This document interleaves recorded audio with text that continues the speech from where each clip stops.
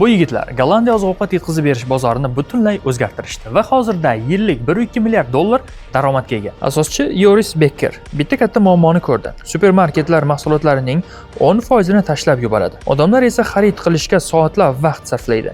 Yetkazib berish esa juda qimmat. Yechimni u kelajakdan emas, o'tmishdan oldi. Eslaysizmi, oldin sut tashib beruvchilar bo'lgan. Piknik shu modelni oldi va texnologiya bilan kuchaytirdi. Elektr furgonlar qat'iy marshrutlarda yuradi. Bitta mashina 100 dan oshiq uyni qamrab oladi. Buyurtma ilovadan beriladi. Ertasi kuni aniq vaqtida yetib keladi. Do'kon yo'q, ombor yo'q. Mahsulot to'g'ridan-to'g'ri markazdan keladi. Natijada esa oziq-ovqat chiqindisi nol holatga keladi. 2023-yilda biruv 125 milliard yevro tushum. Bill Gates fondidan investitsiya, kuniga 50 mingta yetkazib berish va hozir Germaniya hamda Fransiyaga chiqyapti. Unutilgan ilmni yangi zamonaviy holatda talqin qilish ancha yaxshi natija beradi.